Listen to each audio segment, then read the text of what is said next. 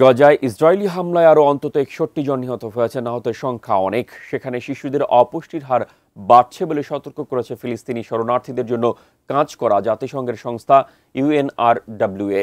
এরই মধ্যে ইসরায়েলের বিরুদ্ধে সম্ভাব্য পদক্ষেপ নিয়ে আলোচনা করতে ব্রাসেলসে বৈঠক করেছেন EU এর পররাষ্ট্রমন্ত্রীরা।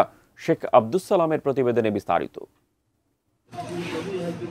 গাজায় ইসরায়েলি বর্বরতা চলছেই। মঙ্গলবার উপত্যকাটির বিভিন্ন এলাকায় প্রাণ গেছে অন্তত ৬১ ফিলিস্তিনির। আহত হয়েছেন বহু মানুষ। নিহতদের মধ্যে ২ ত্রাণপ্রার্থীও রয়েছেন। শুধু সাতি শরণার্থী শিবিরে মারা গেছেন ২৩ জন।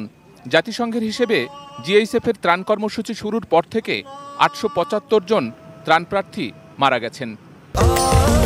স্বাস্থ্যকর অল টাইম ফ্যামিলি কেক, সব সময় অল টাইম হেলদি লাইফ। এই অবস্থার মধ্যেই জাবালিয়া সহ উত্তর গাজার ১৬টি এলাকার ফিলিস্তিনিদের জোরপূর্বক স্থানান্তরের নির্দেশ জারি করেছে ইসরায়েলি বাহিনী।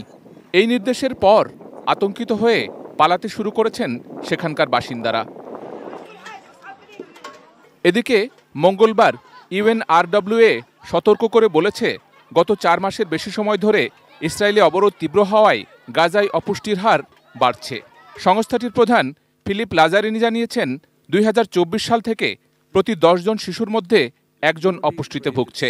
সংস্থাটির মতে, গাজায় অপুষ্টি পূর্বপরিকল্পিত এবং মানবসৃষ্ট।